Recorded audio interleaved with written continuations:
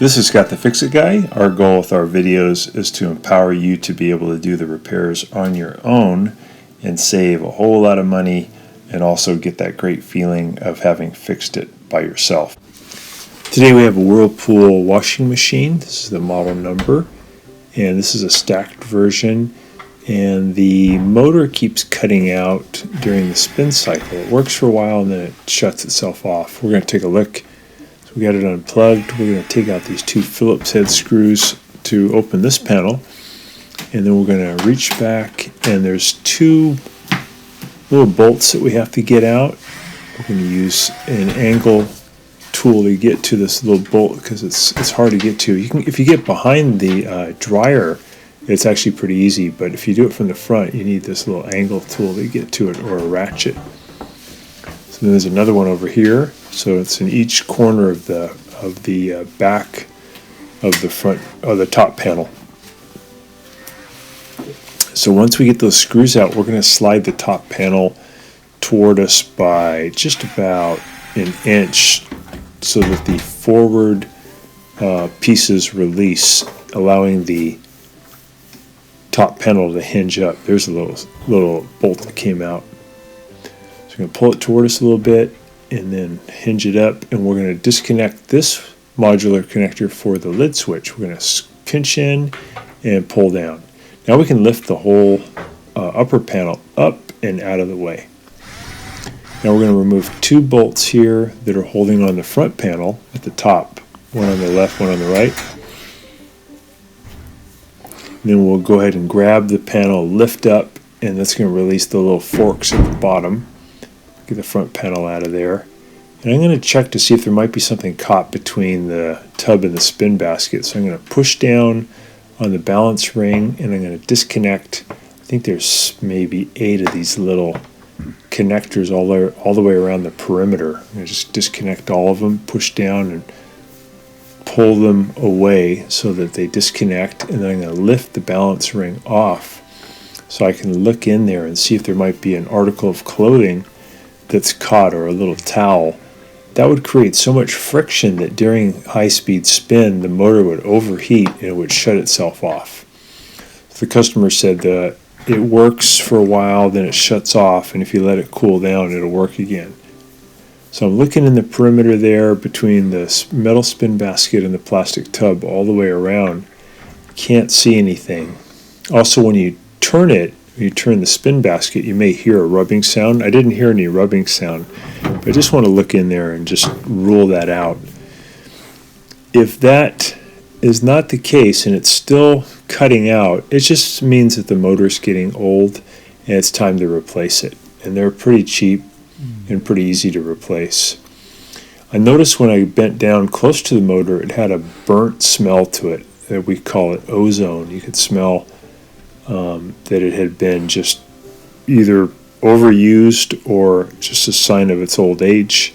So we're going to push the balance ring back down and connect all of the pieces all the way around. Make sure you get each one of them, because this is part of the watertight system during high-speed spin. If you don't get one, you may end up with a leak, so make sure they're all connected. Here's the motor. Got it unplugged. I'm going to pull this modular connector out. I'm going to pry down on this clip and this upper clip holding on the water pump, pull the water pump away, and then I have a couple little screws I got to get out. So I use my 1/4 inch driver and a little angle tool. The DeWalt angle tool has been really great because it gets into these tight areas. This motor comes off really easily, but the space you're working is pretty small. So I'm going to go ahead and zip out a screw at the top and then zip out one at the bottom. And then I can release these two spring clips that are holding on the motor. So they're connected between the motor bracket and the motor itself. But first you got to get the screws out. There's just two, one at the top, one at the bottom.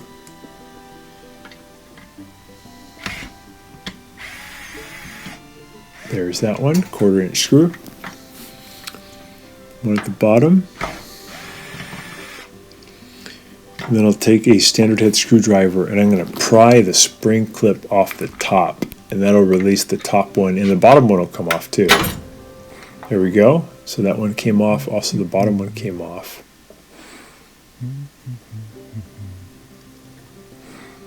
So now I'll get that spring clip out of there so it's not in the way. I'm going to twist it and pull it out of the motor mount in the back.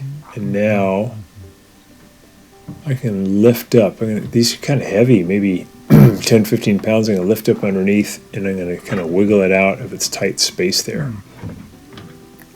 That's the motor, and it does smell burnt. So I've got a new one with me. I'm going to pull off this rubber piece that comes off of the motor coupler. I'm going to put it on the plastic forks that are hooked to the transmission. Kind of wiggle it in until it lines up. There we go. And I have one fork at 12 o'clock and one at 4 and one at 8. I'll put the little rubber mount back on the motor mount. There should be 4 of them. A couple of them were stuck to the old motor. So now we've got 4 of them in position. These are almost like shock absorbers between the motor and the transmission plate. I'm going to pull off the old plastic fork. Make sure that I have the new motor lined up the same as the old motor. And I'm going to put the plastic fork on the back shaft of the new motor, and I'm going to kind of wiggle it on and get it to where it's flat and flush with the end of the motor shaft. Nice and flush. It looks good. Take off this dust plate from the bottom of the old motor, put it on the bottom of the new motor. It just slides in. These are really good washing machines. They last a long time. Really, really great design. They call it the direct drive design. So I'm going to get the motor in position. I got to get the little plastic forks to line up so they can go into that rubber piece that we saw earlier. And the metal pins, there's 4 of them, have to fit into those rubber bushings on the transmission plate. This is the kind of the hard part. Take your time, get it in nice and flush. We're going to push down really hard on this upper spring clip as we push the motor up a little bit higher than level to help out, and that'll lock in. Yeah, there's that locked in good. I'm going to reach underneath and push up on the bottom clip until it locks in too.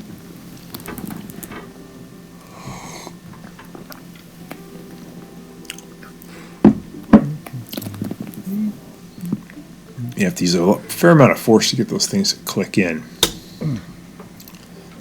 There we go. And then we're going to add those 2 little screws that help to hold the spring clip into position, one at the top and one at the bottom, 1/4 inch.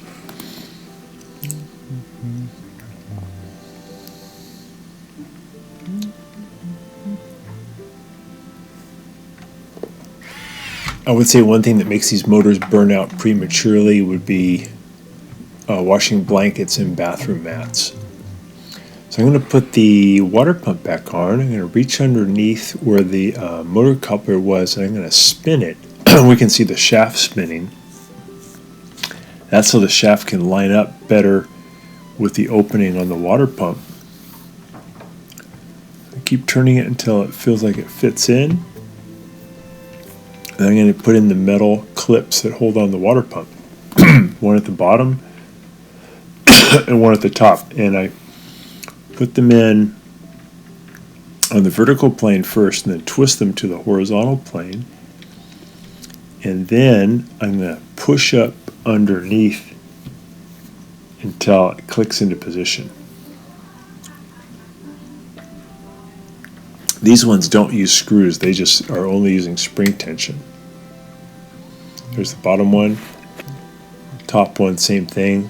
Twist in from vertical to horizontal and then push it down over the top.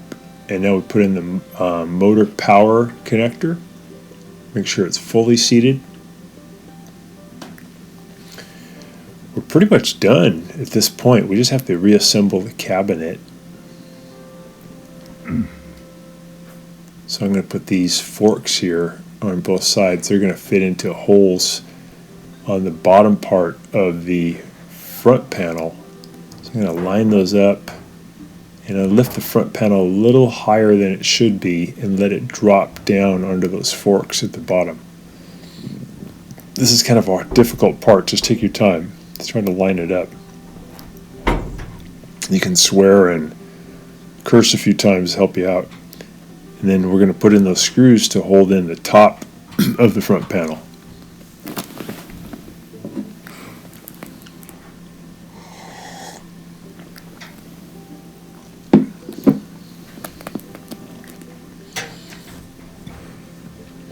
We did a test when we were all done with this. We loaded up the washer with a lot of clothing and towels, full load, and then we tested it at spin, and it did great. So it really we just needed a new motor.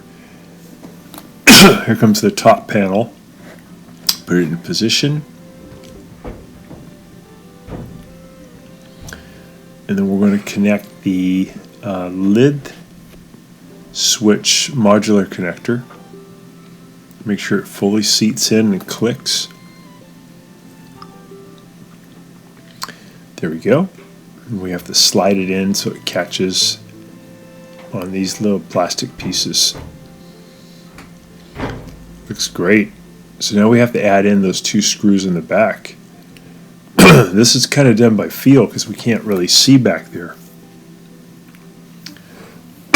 So I'm going to put one finger down to feel the hole and then guide the screw into the hole and then just use finger tension to get it tight.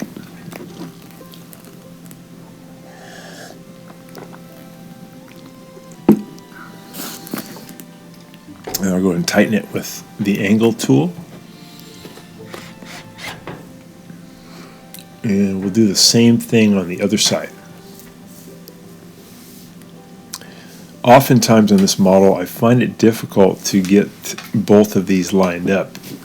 Ideally, you want both screws back in. If it's taking you too long to do and you just can't line it up, you can get behind it.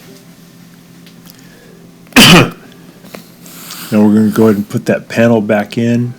We'll add the two Phillips head screws to hold it.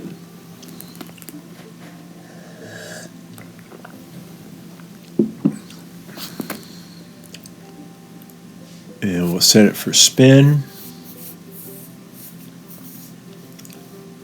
And give it a test. I found too that I wanted to remove a little bit of this rubber stopper on the lid, about half of it. It's there to help to have a nice soft cushion between the lid and the cabinet. But sometimes you don't get a good lid lock connection and the lid lock does not let it spin. So by removing a little bit of that rubber on both of these stoppers in the front, the lid's able to go a little lower and it's able to activate the lid lock more positively, and you're more likely to get a nice spin every time.